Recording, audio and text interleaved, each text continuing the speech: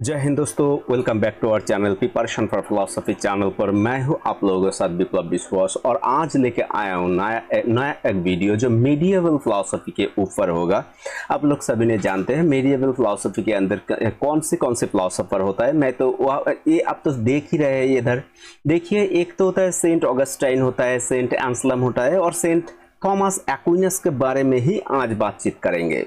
तो चलिए और देरी ना करते हुए एकदम चले जाते हैं क्वेश्चंस के पोर्शन के ऊपर। क्या क्या है मैं शायद सभी कुछ कवर करने का कोशिश किया हूं, लेकिन उसके बावजूद भी बहुत सारे क्वेश्चंस या छोड़ जाएगा इधर। सिर्फ ये आपका क्या करेगा, एक थीम देगा इसके अंदर। शायद जितना क्वेश्चंस इंपॉर्टेंट हो सकता है वो तो मैंने डाल दिया, तो इसके बाहर भी बहुत सारे क्वेश्चंस होता है, तो आप वो शायद थोड़ा देख लीजिएगा, ठीक है। तो चलिए एकदम चलते हैं क्वेश्चंस के ऊपर। क्वेश्चंस क्या है देखिए, आप लोगों के सामने पहला क्वेश्चंस क्या है। पहला क्वेश्चन देखिए यहाँ पर, what is the problem of, क्या है, what is the problem of evil as discussed by Saint Augustine. Saint Augustine ने कौन सी जो प्रॉब्लम ऑफ इविल है कैसे डिस्कस किए थे। What is the problem of evil discussed by Saint Augustine. तो हम सभी ने जानते हैं यहाँ पर क्या होता है। देखिए, उन्होंने ऐसे बोला था, reconciling the existence of the evil of existence is omnipotent और ओमनीबेनेवोलेंट। जो गॉड होता है उसके बारे में, यानी कि सर्वशक्तिमान होता है, सर्वहितकारी ईश्वर होता है, उसके बारे में जो प्रॉब्लम ऑफ इविल, अस्तित्व के साथ बुराई की अस्तित्व की जो समेटने का जो कठिनाई होता है, वो होता है प्रॉब्लम ऑफ इविल के बारे में डिस्कस किए थे। तो आंसर हो जाएगा आपका ऑप्शन ए वाला आंसर सही हो जाएगा। तो देखिए इसके बाद के क्वेश्चंस देखिए। क्वेश्चंस नंबर 2, क्वेश्चंस नंबर 2 में क्या है, according to Saint Augustine what is the nature of evil. यानी कि इविल का नेचर क्या होता है। What is the nature of evil, यानी कि इविल का जो प्रकृति क्या होता है, वो सेंट ऑगस्टाइन के द्वारा जो बातचीत किए गए हैं, वो उसने बोला था वो एब्सेंस होता है। यानी कि जो बुराई एक्चुअली अच्छाई के जो अनुपस्थिति का अभाव है। यानी कि जो इविल होता है वो अच्छाई का अनुपस्थिति होता है, यानी कि एब्सेंस, यानी कि प्राइवेशंस ऑफ गुड। तो यहां पर आपका हो जाएगा ऑप्शन नंबर सी वाला सही आंसर। इसके बाद आ जाते हैं क्वेश्चन नंबर 3 में, how does Saint Augustine explain the origin of moral evil के बारे में। यानी कि मोरल इविल यानी कि जो नैतिक जो बुराई होता है उसके उत्पत्ति की व्याख्या कैसे करते हैं। एक्सप्लेन द ऑरिजिन, देखिए ऑरिजिन यानी कि उत्पत्ति का व्याख्या कैसे देता है, वो कैसे देगा। वो कहता है कि ऐसा एक जो ह्यूमन होता है ना, उसका एक फ्री विल भी होता है, यानी कि जो इच्छा शक्ति होता है, स्वतंत्र इच्छा और उसकी स्वतंत्रता के दुरुपयोग का परिणाम होता है ए मोरल इविल, यानी कि दुरुपयोग। देखिए यहाँ पर ऑप्शंस बी हो जाएगा सही। It is result from human free will and the misuse of the freedom. यानी कि ह्यूमन क्या करता है, रिजल्ट किसका, रिजल्ट ह्यूमन का फ्री विल होता है, उसके साथ and the misuse of the freedom जो होता है उसका।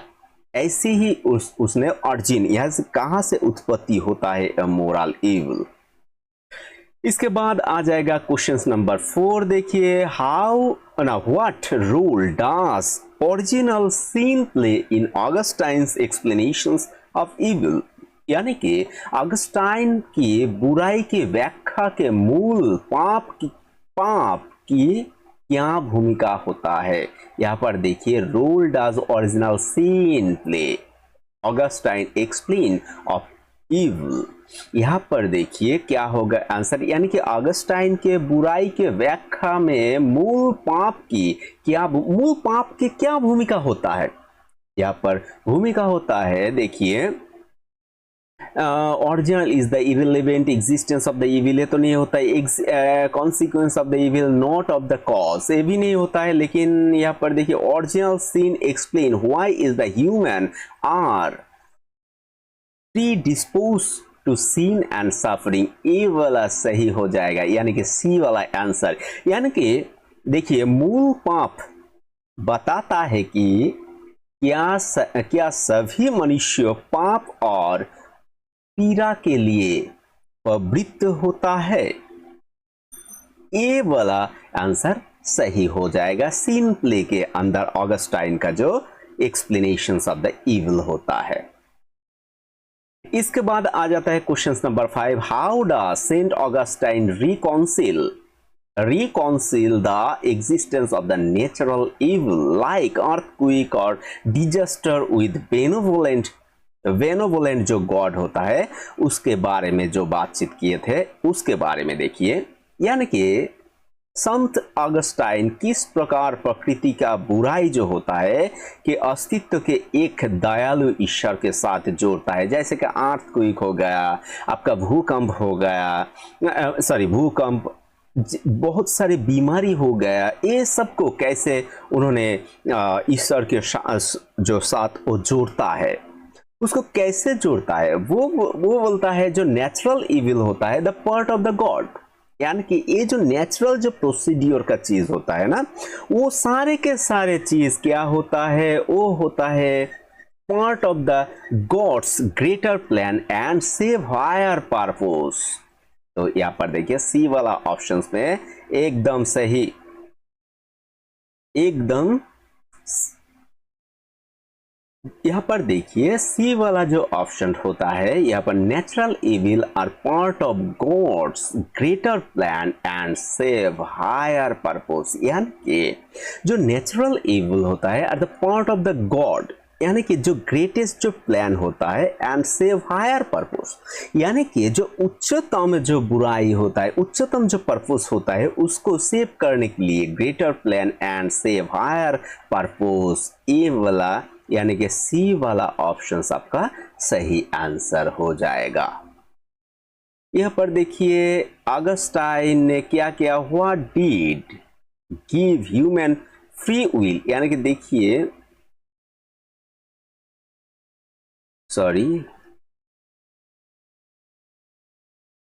यहां पर देखिए give human free will fit lead to the possibility of evil, यानी कि ऑगस्टाइन के अनुसार ईश्वर ने मनुष्य को जो स्वतंत्र इच्छा क्यों दी यदि इसको बुराई के संभावना पैदा होता है। क्यों दिया, वो जहां से बुराई का जो संभावना होता है, पॉसिबिलिटीज होता है, उसको अगर लीड करता है, पैदा होता है, तो क्यों दिया। उन्होंने इसके लिए ये चीज बोला, देखिए यहां पर free will allows humans to choose between good and evil making their actions meaningful, यानी कि स्वतंत्र इच्छा मनुष्य को अच्छाई और बुराई के बीच चयन करने के लिए अनुमति देता है, जिसके उनका कार्य सार्थक बनाता है। यानी कि मेरा जो फ्री विल होता है, इच्छा होता है, इसके अंदर क्या होता है, मैं कोई काम को यानी कि कोई कार्य को चाहे तो कर सकता हूं या तो नहीं भी कर सकता हूं। तो ये चयन करने के लिए, ये चुनने के लिए, ये जो चुनता है आदमी, जो चुनता है अनुमति देता है, जिसको उनको कार्य का सार्थक बनाता है, क्योंकि उसके अंदर क्या होता है, बौद्धिक विकास भी है। यानी कि रैशनल बीइंग को क्या होता है, चुनने का अधिकार होता है। तो इसके बारे में ही बोलता है ये। तो यहाँ पर देखिए आप लोगों का क्वेश्चन है, what is the following best summarise Saint Augustine theodicy, यानी कि थियोडीसी का, ऑगस्टाइन का थियोडीसी का सबसे अच्छा सारांश प्रस्तुत करता है। क्या सारांश, यानी कि थियोडीसी क्या है। थियोडीसी देखिए, थियोडीसी है ऑगस्टाइन बिलीव्स, क्या बिलीव्स करता था, all human are created perfect and that they are given free will, यानी कि उसके अंदर क्या होता है, वो परफेक्ट ह्यूमन बीइंग होता है, क्रिएटेड परफेक्ट ह्यूमन बीइंग, जिसके अंदर वो क्या करता है, फ्री विल को देख के रखा है। तो ये कहाँ पर ज्यादा अच्छा से ये सारांश जो होता है, इसको व्याख्या कहाँ पर मिलता है, देखिए फ्री विल का यहाँ पर सी वाला ऑप्शंस में देखिए, यहाँ पर the exist an eternal purpose of the God, determine the who is the worthy और सॉल्यूशंस, यहाँ पर तो नहीं होता है। देखिए तो यहाँ पर देखिए आप सभी ने क्या है, यहाँ पर जो ये तो नहीं होता है, लेकिन देखिए यहाँ पर evil is the result of human free will, तो थियोडीसी का मतलब क्या है, ह्यूमन के अंदर दे के रखा है, and the God permits all are the genuine moral choice, लेकिन ये भी इल्यूशंस के बारे में बात करता है, लेकिन permits all the genuine moral choice, तो ये सी वाला ऑप्शंस आपका 7 नंबर क्वेश्चंस में सी वाला ऑप्शंस आपका हो जाएगा सही आंसर। यहाँ पर देखिए question number 8 according to Saint Augustine, यानी कि according to Saint Augustine moral evil is, moral evil क्या है, according to Saint Augustine moral evil is a lack of good, ये तो हमने पहले एक क्वेश्चन के अंदर देख के रखा है, जो बुराई क्या होता है, मोरल इविल क्या होता है, लैक ऑफ गुड का होता है, ये तो ये वाला ऑप्शन आपका सही हो जाएगा। ऑप्शन देखिए question number 9, Saint Augustine's theory will evil is often refer as, किसको रेफर करता है, ऑगस्टाइन्स का theory of evil is often refer to as the privations theory, the privations theory को रेफर करता है, ऑप्शन नंबर सी हो जाएगा यह सही। देखिए एकदम तो ज्यादा टफ नहीं होता, सिर्फ आपको एक सूत्र को खोजना है, कहाँ से आपको स्टार्ट करना है, कहाँ जाके खत्म। तो अगर ये अच्छा लग रहा है आप सभी लोगों को तो लाइक एक कर दीजिएगा और सब्सक्राइब भी करके रखिएगा, तो बाद में अगर वीडियो देता हूं तो आपके पास तुरंत चला जाएगा, और हम लोगों का जो फैमिली है उस फैमिली का आप एक हिस्सा बनेंगे, तो ये बहुत ही दमदार एक बात है। तो चलिए क्वेश्चन नंबर 10 में देखते हैं, what did saint Augustine believes was source of moral evil, यानी कि मोरल इविल का सोर्स क्या है, तो हम लोग सभी ने जानते हैं, थोड़ा इसके बारे में थोड़ा क्वेश्चंस पहले भी एक डिस्कस करके रखा है, जो हम लोग का ह्यूमन जो फ्री विल होता है उससे ही ये सोर्स लाता है मोरल इविल का। तो यहाँ पर ऑप्शन देखिए, मोरल इविल ह्यूमन, तो बी वाला ऑप्शन हो जाएगा आपका सही आंसर। यहाँ पर देखिए question number 11, in saint Augustine views how does moral evil create to God's creations, यानी कि moral evil relate to God creations, God का जो ये बनाता है ना क्रिएशंस के अंदर, तो उससे कैसे रिलेट करता है, वो कैसे रिलेट करता है, वो तो रिलेट करता है, देखिए moral evil parts of the God plan to test human, नहीं एक टेस्ट नहीं होता है, moral evil necessary part of the God creations, ये भी नहीं होता है, moral evil arise from the misuse, हाँ ये वाला चीज हम लोग ने पहले भी एक बार व्याख्या करके रखा है, जो मिस यूज करता है ना, मोरल इविल अराइज फ्रॉम, कहाँ से अराइज होता है, जो हम लोगों का अंदर एक क्या होता है, फ्री विल होता है, उसका मिस यूज करके रखता है, इसके will the God creation, so God creation का जो मिस यूज जब होता है तब ये मोरल जो ऐसे रिलेट करता है, जो मोरल इविल होता है वो मोरल इविल के अंदर गॉड का क्रिएशंस का कैसे व्याख्या करता है मिस यूज के द्वारा, फ्री विल का मिस यूज के द्वारा। तो यहाँ पर आपका क्वेश्चन आंसर हो जाएगा सी वाला ऑप्शंस। इसके बाद आते हैं क्वेश्चन नंबर 12 में। 12 में देखिए क्या है क्वेश्चन 12 में क्या है, Which of these following best summarize Saint Augustine understanding of moral evil? Understanding of moral evil यानी कि which of these following best summarize, कौन सी यहाँ पर चार जो ऑप्शंस दिए गए हैं इसमें कौन सी सेंट ऑगस्टाइन का मोरल इविल का जो व्याख्या यानी कि समराइज सारांश कौन सी देता है। तो सारांश कौन सी देगा, सारांश देखिए यहाँ पर moral evil preserve of the corruptions of the good, जो गुड का जो करप्शंस होता है यानी कि मिस यूज होता है वहाँ से ही तो ये मोरल इविल जो होता है वो lack of absence of God sorry lack of absence of good. तो इसका जो मोरल इविल प्रिजर्वेशन जो होता है सॉरी परवर्शन जो होता है वहां पर देखिए यहाँ पर ऑप्शंस हो जाएगा आपका सी वाला ऑप्शंस यहाँ पर सही आंसर। इसके बाद आते हैं क्वेश्चन नंबर 13 में। 13 में क्या है देखिए question, saint Augustine argued that God allows moral will to exist। किस लिए एग्जिस्ट करता है, गॉड क्यों allows the moral evil to exist, यानी कि ये किस लिए, यानी कि सेंट ऑगस्टाइन तर्क दी कि ईश्वर नैतिक बुराई के अस्तित्व के रहने के अनुमति इसलिए देता है, इसलिए देता है मोरल इविल का। तो यहाँ पर देखिए मोरल इविल इसलिए देता है क्योंकि इसका necessary for all existence of the free will के लिए वो इसलिए ही देता है। बी वाला ऑप्शन सबका सही, it is necessary for the existence, इसका अस्तित्व होना चाहिए, ठीक है। फॉर किस लिए, फॉर फ्री विल के लिए, फ्री विल के जो एग्जिस्टेंस के लिए ही इसका नेसेसरी होता है। यह क्या स्वतंत्र इच्छा के अस्तित्व के लिए ही आवश्यक होता है। इसके बाद चले जाते हैं क्वेश्चन नंबर 14 में। क्वेश्चन नंबर 14 में क्या है देखिए, क्वेश्चन नंबर 14 में है व्हाट रोल डज, ठीक है, what role does original sin play in the saint Augustine conceptions of the moral evil, यानी कि मोरल इविल माने what role does originally sin play in saint Augustine. यहाँ पर Saint Augustine का जो sin play होता है concept of the moral evil के अंदर क्या होता है, वो होता है देखिए it introduce moral evil into the world, यानी कि इसने दुनिया में नैतिक बुराई का परिचय दिया sin प्ले का, ठीक है। तो सेंट ऑगस्टाइन का मोरल इविल जो कंसेप्ट इसने क्या किया, introduce the moral evil into the world.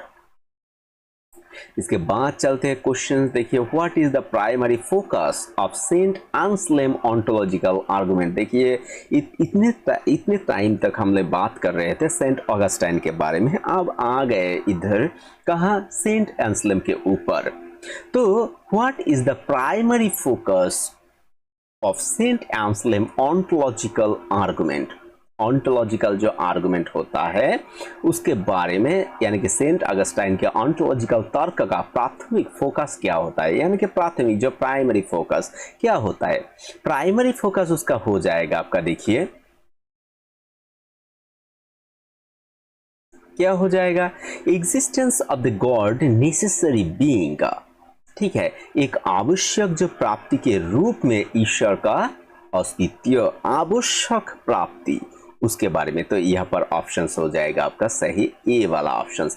यहाँ पर क्या है देखिए, यहाँ पर है आपका existence of the God necessary being, ठीक है, तो ए वाला ऑप्शन सबका सही। यहाँ पर देखिए question number 16, which of this following best describe Saint Anselm definitions of God, यानी कि डेफिनेशंस ऑफ गॉड के बारे में, डेफिनेशंस ऑफ गॉड के बारे में कैसे बात किया। Which of this following best describe, कौन सी अच्छे से व्याख्या करता है, व्याख्या कैसे करता है देखिए, nothing greater can be conceived, यानी कि that can which nothing greater can be conceived, यानी कि वो जिससे बड़ी कोई चीज कल्पना ही नहीं किया जा सकता।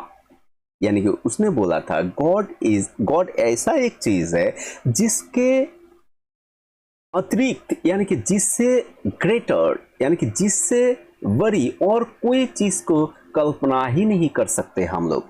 उन्होंने गॉड का व्याख्या ऐसे दिया, यानी कि गॉड गॉड क्या है, what is the God, God इसके बारे में उसने बोला था, जो ऐसा एक चीज जो उससे उच्चतम और कोई चीज को व कोई वस्तु को हम लोग कल्पना भी नहीं कर सकते। तो यहां पर हो जाए आपका सी वाला options. 17 according to Anselm why must God exist in reality and not just in understanding? वो रियलिटी में एग्जिस्ट करता है, हम लोग का समझदारी में नहीं। यानी कि देखिए एंसलम के अनुसार ईश्वर की वास्तविकता से क्यों अस्तित्व में होना चाहिए, ना कि केवल समझ में। यानी कि सिर्फ हम लोग का समझ में नहीं, उसका रियलिटी भी होना चाहिए। क्यों उसने ऐसे बोला? क्योंकि existence is really greater than existence of the understanding alone. उन्होंने ऐसे बोला था। यहाँ पर देखिए ए वाला ऑप्शंस में existence is reality is greater than क्या, existence is the understanding alone. यानी कि वास्तविकता के अस्तित्व अकेले समझ में अस्तित्व से बड़ा होता है। ठीक है, इसके बाद चलते हैं क्वेश्चन नंबर 18 में। Anselm argues the example of which types of reasoning. ठीक है, तो कौन सी रीजनिंग, यानी कि सेंट एंसलम का तर्क किस प्रकार के तर्क का उदाहरण होता है। वो कैसे तर्क होता है? वो तो डिडक्टिव होता है। डिडक्टिव जो रीजनिंग होता है वो चीज़ वो डिडक्टिव होता है। ठीक है, यानी कि निष्कर्ष ऐसे आता है वो जो प्रेमिसिस के अंदर से एकदम अनिवार्य भाव के रूप से वो निष्कर्ष लाता है। Which philosopher famously criticise Anselm ontological argument को किसने क्रिटिसाइज किया था? गोनीलो मार्मिटियोर्स। ठीक है, ये वाला हो जाएगा आपका सही आंसर। मार्मिटियोस के गुनीलियो ने इसको क्रिटिसाइज किए थे। क्वेश्चन नंबर देखिए 20 में। What analogy did Gaunilo use of the criticise Anselm argument? Anselm के आर्गुमेंट के में जो गुनीलियो जो क्रिटिसाइज किया था, कौन सी एनालॉजी उसने दिए थे? उसने दिए थे एनालॉजी ऑफ परफेक्ट आइलैंड का, the analogy of the perfect island, यानी कि पूर्ण द्वीप का उपमा जो होता है वो। तो देखिए यहाँ पर क्या होता है, वो उपमा के बारे में इसमें बताते हैं तो बहुत लंबा हो जाएगा, लेकिन जब डिटेल में और हम लोग पढ़ेंगे तब एक उपमा के बारे में हम लोग जानेंगे। देखिए एक गुनीलियो जो होता है वो आइसलैंड का जो एक व्याख्या दिया था, उसमें वो ये बात तो मेंशन करके रखा था, ये छोटा करके बोल देता हूँ। वो ऐसा बोलता है जो व्यक्ति हर बात को चिंतन कर सकता है, बोल सकता है, लेकिन उसके मतलब ये नहीं है वो वास्तविक में भी हो। ये वाला जो आइसलैंड का जो इसके बारे में थोड़ा सा आप लोग भी पढ़ लीजिएगा तो देखिएगा, ऐसे ही उसने बातचीत करके रखा था। तो चलिए अगले क्वेश्चंस के और चलते हैं। 21 में which of this following statement best capture the essence of Anselm ontological argument? Ontological argument में कौन सी, देखिए निम्नलिखित में से कौन सा कथन एंसलेम के ऑन्टोलॉजी तर्क का सार सर्वोत्तम रूप से दर्शाता है? कौन सी? यहाँ पर देखिए God exist because universe had a beginnings, नहीं है ये चीज। Exist because everything is universe has purpose, ये भी नहीं है। God exist because we can conceive of a being than which nothing greater can be conceived। ये सी वाला ऑप्शन सबका सही है। ईश्वर के जो अस्तित्व के, क्योंकि हम इसके अस्तित्व के कल्पना पर कर सकते हैं जिसके बड़े किसी का चीज कल्पना नहीं की जा सकती। यानी कि जो गॉड ऑन्टोलॉजिकल आर्गुमेंट जो कैप्चर करता है इसेंस, क्योंकि वो ही चीज जो गॉड का एक ईश्वर वो होता है जिसके अतिरिक्त, यानी कि उससे बड़ा कोई चीजों को हम लोग क्या नहीं कर सकते, कल्पना भी नहीं कर सकते, चिंतन भी नहीं कर सकते। वो ऐसे एक सर्वोत्तम चीज होता है, यानी कि वस्तु होता है, जो एक अस्तित्व जिसका कल्पना भी नहीं किया जा सकता। यहाँ पर देखिए, how does Anselm argue that God's non existence is impossible, यानी कि गॉड का अस्तित्व असंभव है कौन सी, वो देखिए यहाँ पर, by arguing that a being that exist necessarily is greater than one that does not, यानी कि वो तर्क देकर क्या वो चीज अस्तित्व वह सबसे, यानी कि उससे बड़ा है जो अस्तित्व में नहीं है, यानी कि ये तर्क देकर कि जो अस्तित्व में है वो उससे बड़ा है जो अस्तित्व में है ही नहीं, यानी अस्तित्व में नहीं है, यानी कि नॉन एग्जिस्टेंस का गॉड का ऐसे करके हम लोग व्याख्या कर सकते हैं। वो ऐसे एक चीज का अस्तित्व है जिससे बड़ा और कोई चीज का अस्तित्व हो ही नहीं सकता। ठीक है, इसके बाद आते हैं which the term best describe Anselm argument, कौन सी, ए प्रियोरी, हम लोग सभी ने जानते हैं ए प्रियोरी यानी कि पूर्वत सिद्ध जो होता है, पूर्वानुमान यानी कि पूर्व से ही जो सिद्ध होता है। इसके बाद आते हैं क्वेश्चंस, देखिए 24, which of this following is not, देखिए इज नॉट लिखे गए हैं characteristics of the God according to Anselm ontological argument, यानी कि एंसलेम के ऑन्टोलॉजिकल तर्क के अनुसार निम्नलिखित में से कौन सा ईश्वर के विशेषता नहीं है। यहाँ पर उन्होंने बोला जो गॉड ऑमनीपोटेंट होता है, ऑमनिशिएंट होता है, आवश्यक भी होता है, लेकिन कॉन्टिंजेंट नहीं होता, यानी कि आकस्मिक अचानक से वे चीज नहीं उसके अंदर नहीं होता। इसके बाद चलते हैं क्वेश्चन नंबर 25 में, according to Saint Thomas Aquinas what is the relations between, देखिए फेथ एंड रीजन के अंदर, इस दोनों के अंदर रिलेशंस क्या होता है। फेथ एंड जो रीजन होता है एक कॉम्प्लीमेंट्री होता है and can never contradict to each other, यानी कि जो फेथ एंड रीजन वो क्या होता है, एक कॉम्प्लीमेंट होता है, कॉम्प्लीमेंट्री होता है, लेकिन दोनों ने आपस में कभी भी कॉन्ट्राडिक्टरी नहीं बनाता है। यहाँ पर देखिए ऑप्शन सी वाला ऑप्शन सबका सही हो जाएगा, complementary and can give never contradict each other. यहाँ पर देखिए 26 में, Saint Thomas Aquinas believe that human reason क्या कर सकता है, मानता है क्या मानवीय करता, तर्क क्या है, तर्क है देखिए ईश्वर जो होता है अस्तित्व का प्रमाण प्रस्तुत करे, यानी कि provide essence of this for the existence of the God, यानी कि सेंट थॉमस एक्विनस का मानना था कि मानवीय तर्क क्या है, मानवीय तर्क ऐसा है जो ईश्वर के अस्तित्व का प्रमाण प्रस्तुत करे। तो यहाँ पर देखिए बी वाला ऑप्शन में, provide evidence for this existence of the God, यानी कि बी वाला ऑप्शन सबका सही आंसर।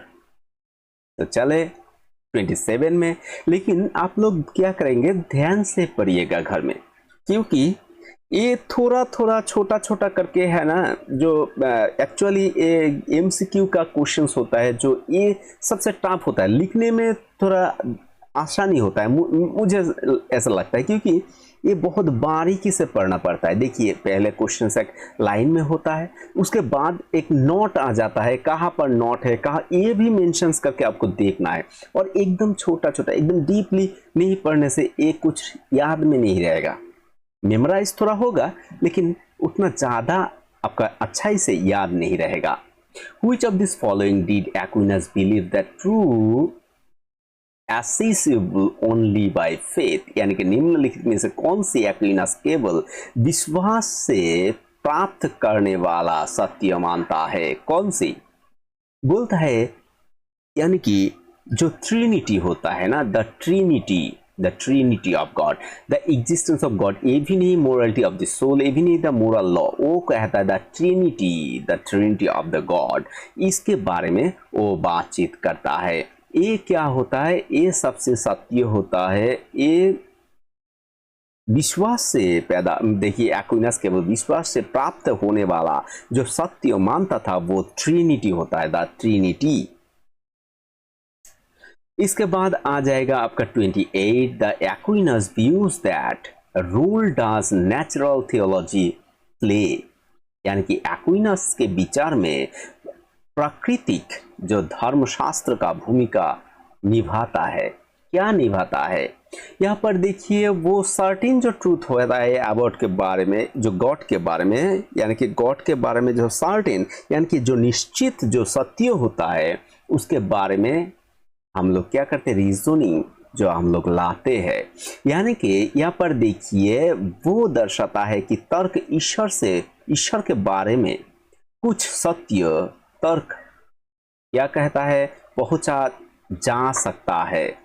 यानी कि it shows that reason can arrive the certain truth about the God, यानी कि जो नेचुरल थियोलॉजी एक यही प्ले करता है जो एकदम सर्टेन जो एक ट्रूथ होता है गॉड के बारे में, उससे उसके वो हम लोग प्राप्त कर सके।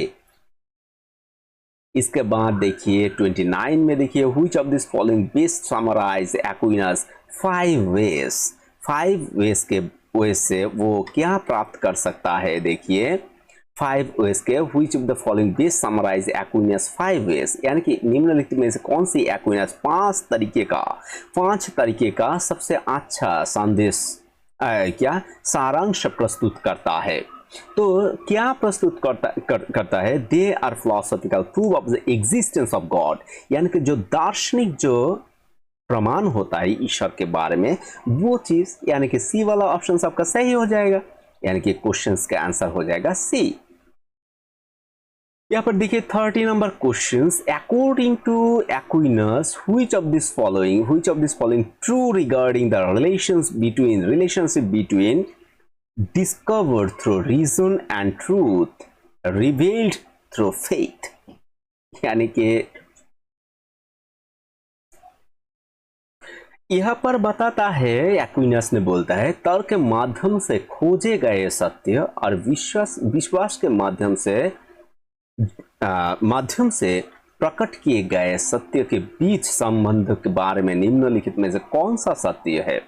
तो एक्विनस ने ऐसे ही बोला था इस दोनों एक ही फॉर्म होता है, एक ही सत्य होता है, लेकिन इसका रूप भिन्न है, यानी कि दो रूप है लेकिन इसका फॉर्म सही एक ही है।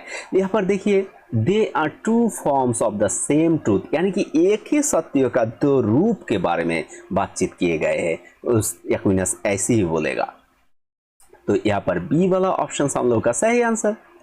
इसके बाद आते हैं देखिए questions, Aquinas argues that existence of the God can be proven through, यानी कि किसके द्वारा अस्तित्व के निम्नलिखित के माध्यम से सिद्ध किया जा सकता है। सिद्ध कैसे किया जा सकता है, जो हम लोगों का जो बौद्धिक जो आर्गुमेंट होता है, जो तर्क होता है एंड ऑब्जर्व, देखिए यहाँ पर बी वाला ऑप्शन से यहाँ पर सही हो जाएगा, rational argument at the observance of the natural world, यानी कि प्राकृतिक दुनिया के तर्क संगत तर्क और अवलोकन के द्वारा ये प्रूव किया जा सकता है।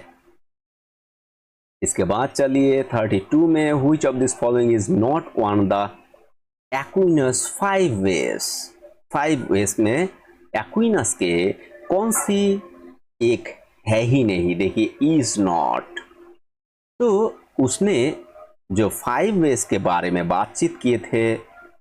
देखिए एक तो हम लोग बोलते हैं जो फास्ट वे क्या होता है, फास्ट वे यानी कि वो उन्होंने 5 मोशंस यानी कि 5 वेज के बारे में बातचीत किया। फास्ट जो वे होता है वो तो उन्होंने बोला मोशन, सेकंड वे उसने बोला था इफिशिएंट कॉज, एंड जो थर्ड वे होता है वो पॉसिबिलिटी एंड नेसेसिटी के बारे में बातचीत किया। एंड देखिए यहाँ पर जब फोर्थ वे उन्होंने बोला ग्रेडेशंस, एंड जो फिफ्थ वे था वो था डिजाइन। तो यहाँ पर देखिए वो क्या नहीं है, मोशंस है, डिजाइन है, यहाँ पर देखिए इविल यानी कॉन्टिंजेंसी जो उन्होंने बोला था वो भी है, लेकिन इविल के बारे में फॉर्म ऑफ इविल ये नहीं बोला। यानी कि हम लोग बोल सकते हैं जो कॉन्टिंजेंसी ठीक है लेकिन इसमें जो आकस्मिकता से तर्क दिए गए हैं, लेकिन इविल के बारे में उसने नहीं बोला। तो यहाँ पर आपका हो जाएगा सी वाला ऑप्शंस। इसके बाद देखिए, what does Aquinas means that the term natural way, natural way के बारे में उसने क्या बोला। नेचुरल वे द क्या natural laws, natural terms natural law. Natural law क्या होता है? नेचुरल लॉ एक कोड होता है human reason inherent the human nature के बारे में। तो यहाँ पर देखिए, मानवीय तर्क पर आधारित और मानव स्वभाव में निहित एक नैतिक जो संहिता होता है वो चीज। तो बी वाला ऑप्शन से यहाँ पर सही आंसर। यहाँ पर देखिए सी में देखिए, how did Aquinas view the possibility of the proving the existence of the God. Possibility यानी कि एक्विनस जो परमेश्वर होता है अस्तित्व के साबित करने के लिए जो संभावना के किस नजर से देखा उसने ऐसे देखिए, यहाँ पर he thought it could be proven through reason and observations, यानी कि बौद्धिकता यानी कि तर्क और ऑब्जर्वेशंस अवलोकन के द्वारा उसने इसका प्रूव करने की कोशिश किया। इसके बाद आते हैं क्वेश्चन नंबर 35 में, according to Saint Augustine what is the relation between essence and the existence of the contingent being. Essence and existence in contingent being के अंदर रिलेशंस क्या होता है? रिलेशंस ऐसा होता है, जो इसेंस एंड एग्जिस्टेंस जो होता है ये दो क्या होता है? सेपरेट होता है, लेकिन इससे संबंधित भी होता है। देखिए, जो सार होता है और अस्तित्व अलग है लेकिन संबंधित भी है। इसका सेपरेट है लेकिन ये संबंधित होता है। इसके बाद आते हैं question number 13, the Aquinas view which of this following best describe the essence of the being. Essence of the being को कैसे डिस्क्राइब किया जा सकता है अकॉर्डिंग टू एक्विनस? तो बहुत अच्छे से डिस्क्राइब करेगा। क्या यहाँ पर ऐसा एक चीज है, यह क्या है या इसकी प्रकृति क्या है, इसके बारे में ही जो इसका क्या किया जा सकता है व्याख्या, या निम्नलिखित में कौन सी प्राणी के यानी कि कौन सी प्राणी के सार का सर्वोत्तम वर्णन करता है, यानी कि which of this following best describe essence of the being. तो व्हाट इट इज और इट्स नेचर, इसका प्रकृति क्या है, इसके जानने से ही हम लोग सब कुछ प्राप्त कर सकता हूं, यानी कि किया जा सकता है। इसके बाद देखिए, how does Aquinas describe God is term of essence and existence. God is term Aquinas ने सार और अस्तित्व के संदर्भ में ईश्वर का वर्णन किस प्रकार किया है उसने। उन्होंने बोला जो इसेंस एंड एग्जिस्टेंस ये दोनों क्या होता है, ये दोनों एकदम तादात्मक होता है, समान होता है, आइडेंटिकल होता है। तो आइडेंटिकल देखिए ये वाला ऑप्शन में बोल रहा है, in God essence and existence are identical. ठीक है। For Aquinas what role does existence play in a contingent being. Aquinas के अनुसार आकस्मिक सत्य से अस्तित्व के क्या भूमिका होता है, ये चीज क्या करता है, ये अस्तित्व से सार के वास्तविक रूप देता है, यानी कि वास्तविक बना देता है। तो यहाँ पर देखिए सी वाला option, it is actualize the essence of the being. The essence of the being, it actualizes the essence of the being. ठीक है। तो चलिए अगले क्वेश्चंस के और, what term does Aquinas use to describe being those essence does not include essence. यानी कि याद देखिए, एक्विनस उन प्राणियों का वर्णन करने के लिए किस शब्द का प्रयोग करते हैं जिसके सार में अस्तित्व शामिल नहीं है। यानी कि सार में अस्तित्व नहीं है लेकिन उस प्राणी को व्याख्या करने के लिए उसने ये चीज उन्होंने बोला, जो आकस्मिक जो प्राणी होता है, कंटिंजेंट बीइंग होता है, इसके बारे में बातचीत करते हुए 40 which of these following statement best reflect Aquinas understanding essence and existence in creating being। तो यहाँ पर कैसे रिलेट किया जा सकता है, यानी कि जो स्टेटमेंट बेस्ट रिफ्लेक्ट, कौन से रिफ्लेक्ट करेगा? तो देखिए, जो क्रिएटेड जो बीइंग होता है must receive existence from the external cause, यानी कि जो सृजित जो प्राणियों का अस्तित्व के जो ब्रह्म कारण में प्राप्त होना, यानी कि होता है, जो ब्रह्म कारण में प्राप्त होता है, इसमें ये क्या हो जाएगा? इसमें ये रिफ्लेक्ट हो जाएगा। इसके बाद देखिए क्वेश्चन नंबर 41 में क्या है? In Aquinas philosophy what is the distinction between essence and existence meant to explain, यानी कि मतलब क्या है, क्या मतलब है इसका?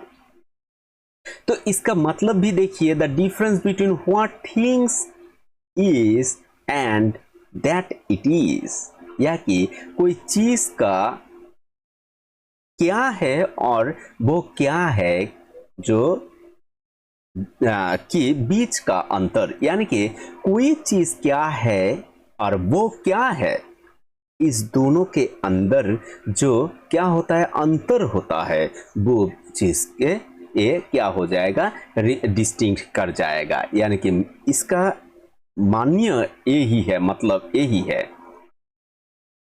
देखिए 42 में which of this following did Aquinas argues that unique to God contrast to all other being, यानी कि एक्विनस ने निम्नलिखित में से किसके बारे में तर्क दिया है? वह अन्य सभी प्राणियों का, यानी कि प्राणियों के विपरीत केवल ईश्वर के लिए अद्वितीय है।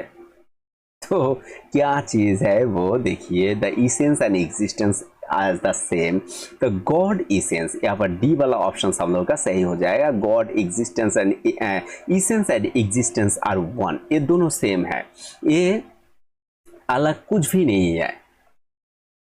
तो यहाँ पर क्वेश्चन नंबर 43 में क्या है? देखिए 43 में है how does Aquinas distinguish between, यानी कि distinction between existence and essence relate to concept of the analogy, कौन सी, यानी कि उसके एनालॉजी क्या है? देखिए यहाँ पर सी वाला ऑप्शन सबका सही होगा, क्योंकि the analogy is used the explain of the partial similarly between existence and essence in God are creatures, यानी कि इस सादृश्य का उपयोग ईश्वर और प्राणियों में सार और अस्तित्व के बीच आंशिक जो होता है, यानी कि कुछ कुछ चीज जो समानता के लिए समझाने के लिए किए जाता है, यानी कि ये किए गए हैं समझाने के लिए, यानी एग्जिस्टेंस और ये इसेंस एंड एग्जिस्टेंस के लिए। तो ये चीज क्या करेगा? ये एनालॉजी के द्वारा ये चीज को क्या किया जा सकता है? जो व्याख्या किया जा सकता है।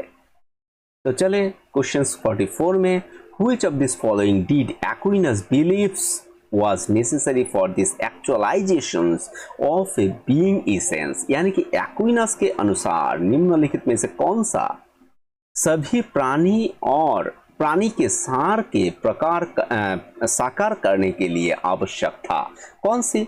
यहाँ पर देखिए an external cause of existence, ये चीज चाहिए सकारात्मक के लिए, यानी कि प्रकाश के लिए ये क्या चाहिए? एक्सटर्नल जो कॉज ऑफ एग्जिस्टेंस वो चाहिए था।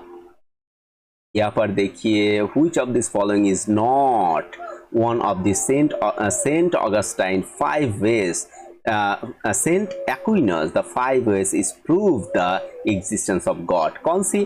वो क्या करता है? मोशंस, इफिशियंस, कॉन्टिजेंसी, डिजाइन, लेकिन जो प्रीडेस्टिनेशन जो होता है यानी कि पूर्व नियमी वो चीज नहीं होता, तो यहाँ पर ई वाला आपका सही हो जाएगा।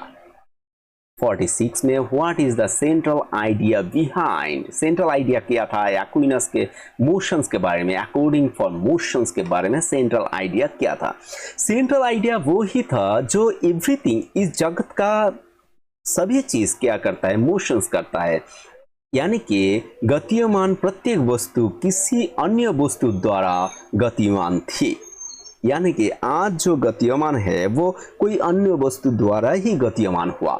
Everything is motions was said by motions something else, ये वाला आपका ऑप्शन सही है। देखिए 47 में in argument from efficient cause Aquinas argued that, क्या आर्ग्यू करता है इफिशिएंट कॉज के द्वारा। इफिशिएंट कॉज ऐसा एक कॉज है, every efficient effect has a cause leading first to a first cause that is the God, यानी कि फर्स्ट कॉज क्या है, गॉड, यानी कि प्रत्येक प्रभाव का एक कारण होता है, प्रथम कारण के लिए कारण के और ले जाता है वो जो ईश्वर होता है। ये ईश्वर का जो प्रूव करने का ये भी एक कारण भी माना जाता है। 48 the argument of the contingency suggests that, क्या सजेस्ट करता है वो कॉन्टिजेंसी, देखिए आवश्यक जो आकस्मिक होता है तो वो क्या होता है, समटाइम, यानी कि some beings are contingents that depend on something else to their existence, यानी कि कुछ प्राणी आकस्मिक होते हैं और अपने अस्तित्व के लिए सभी अन्य चीज पर निर्भर हो जाता है, निर्भर करना पड़ता है आकस्मिक चीज के अंदर।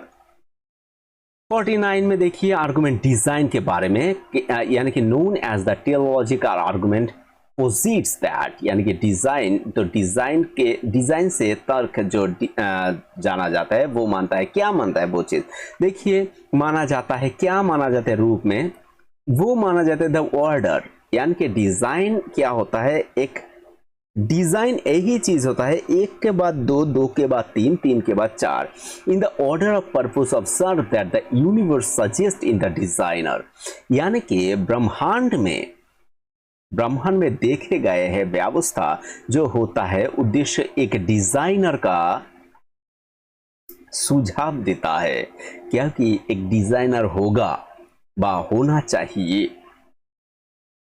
इसके बाद आ जाता है the which of this best summarize Aquinas the position existence of the God, निम्नलिखित कौन सा कथन ईश्वर से अस्तित्व पर एक्विनस की स्थिति का सर्वोत्तम क्या सारांश प्रस्तुत करता है, क्या सारांश प्रस्तुत करता है। देखिए एकदम ये तो बहुत ही इजी है, जो रैशनल होता है, God existence can be proven through rational arguments and observations, यानी कि ईश्वर के जो अस्तित्व के तर्क संगत और तर्क अवलोकन जो होता है माध्यम से सिद्ध किया जा सकता है। ठीक है, इसके बाद चलते हैं कुछ मैच द लिस्ट है यहाँ पर, देखिए मैच द लिस्ट क्या है यहाँ पर, 51 में देखिए एक तो एरिस्टोटल, शंकर, रामानुज, थॉमस एक्विनस, तो देखिए थॉमस एक्विनस के बारे में कौन सी सही हो जाएगा, यानी कि जो थॉमस एक्विनस के बारे में एनालॉजिकल प्रेडिक्शन जो होता है ये वाला सही है। देखिए ए, तो हम लोग क्योंकि यहाँ पर देखिए मीडिएवल फिलॉसफी हम लोग कर रहे हैं तो एरिस्टोटल, रामानुज, शंकर तो नहीं आएगा, लेकिन देखिए ए करने से ही यहाँ पर 1 और 2 यानी कि ए और बी ये वाला ऑप्शन अभी भी आपके पास है। तो और एक करना है, देखिए रामानुज के बारे में अगर हम लोग सही वर्णन कर देते हैं तो एक आंसर हम लोग मिल जाएगा हम लोगों का। तो रामानुज का है अप्रत्यक्ष सिद्धि जो उसने बोला था वो वाला सही है, तो बी वाला ऑप्शन यानी कि 2 वाला ऑप्शन इसका सही है। तो यहाँ पर देखिए यहाँ पर सी में दो यहाँ पर ही है, तो ये बी वाला ऑप्शन सबका सही। तो शंकर जो होगा वो किसने बोला था, उसने बोला था ए, ठीक है, पंचीकरण, और एरिस्टोटल ने बोला था प्योर फॉर्म के बारे में। तो आपका आंसर हो जा रहा है बी वाला ऑप्शंस। इसके बाद चलते हैं क्वेश्चन नंबर 52 में। 52 में भी एक मैच द लिस्ट मैंने बनाया है। इसके अंदर देखिए इंटेलेक्चुअल लव ऑफ गॉड, इसके बारे में किसने बातचीत किए थे? इंटेलेक्चुअल लव ऑफ गॉड ये बातचीत किए थे स्पिनोजा ने। तो स्पिनोजा के इसके बारे में देखिए, ए वाला क्रॉस हो गया है, ए वाला क्रॉस, सॉरी यहाँ पर क्रॉस हो जा रहा है, ए वाला क्रॉस और ए वाला, यानी कि डी और बी अभी भी जिंदा है। ठीक है, आइडेंटिटी ऑफ द डिस्क्रेंस यानी कि डिसर्नेबल जो होता है आइडेंटिटी, वो क्या होगा? वो चीज हो जाएगा आपका, यहाँ पर देखिए लाइबनिज ने बताया था। ठीक है, आइडेंटिटी ऑफ इनडिसर्नेबल जो होता है वो वाला चीज। तो यहाँ पर देखिए ये दोनों अभी भी जिंदा है। इविल इज प्रिजर्वेशंस ऑफ गॉड, ये किसने बोला? ये बोला आपका सेंट ऑगस्टाइन ने बोला था। तो यहाँ पर देखिए, यहाँ पर आपका आंसर मिल गया, बी वाला ऑप्शन सही होगा। और एनालॉजिकल प्रेडिक्शंस, ये तो सिर्फ और सिर्फ थॉमस एक्विनस अभी भी देख के आ रहा हूं हम लोग ने। तो यहाँ पर भी बी वाला, सॉरी यहाँ पर भी हम लोगों का बी वाला ऑप्शन सही हो जा रहा है। इसके बाद देखिए क्वेश्चन नंबर 53 में क्या है? मैच द लिस्ट एक दिया गया, ऑगस्टाइन, एंसलेम, एक्विनस। तो ऑगस्टाइन के बारे में देखिए, ऑगस्टाइन किसके बारे में देखिए, यहाँ पर ऑगस्टाइन ने बोला था city of the God, Augustine ने सिटी ऑफ द गॉड के बारे में। तो यहाँ पर 3 नंबर देखिए, हम लोग अगर पकड़ते हैं तो बी वाला ऑप्शन, सी वाला ऑप्शन तो क्रॉस हो जा रहा है। एंसलेम ने क्या किया था? एंसलेम ने किया था आपका प्रोस्लोजियन, एंसलेम। तो यहाँ पर देखिए 2 नंबर ऑप्शन यहाँ पर आ गए, तो हम लोग का आंसर हो जाएगा ए वाला ऑप्शन हम लोग का सही। और एक्विनस ने सुम्मा थियोलॉजी के बारे में बातचीत किया था, हम लोग तो देख ही रहे थे वहां पर किया था। इसके बाद आ जाए 54 में the city of God, the ethics, the meditations, the treatise of concerning the principle of human knowledge. तो यहाँ पर देखिए मैच द लिस्ट क्या होगा। तो पहला द सिटी ऑफ गॉड, ये क्या होगा? देखिए यहाँ पर हम लोग का, यहाँ पर डेकर्थ है, बार्कले है, सेंट ऑगस्टाइन ने और स्पिनोजा है। तो सबसे पहले द सिटी ऑफ गॉड, इसके बारे में बातचीत करेगा सेंट ऑगस्टाइन। तो हम लोगों का सेंट ऑगस्टाइन पकड़ते ही देखिए सी और डी क्रॉस हो गया और ए और बी जिंदा है। यहाँ पर द इथिक्स क्या होगा? द एथिक्स के बारे में किसने बातचीत किए थे? एथिक्स के बारे में, द एथिक्स के बारे में हम लोग का स्पिनोजा के बारे में आ गए। तो ये देखिए दोनों ही अभी भी सही है। द मेडिटेशंस, ये किसने बोला था? डेकर्थ ने बोला था। हम लोग जानते हैं द मेडिटेशन के बारे में डेकर्थ।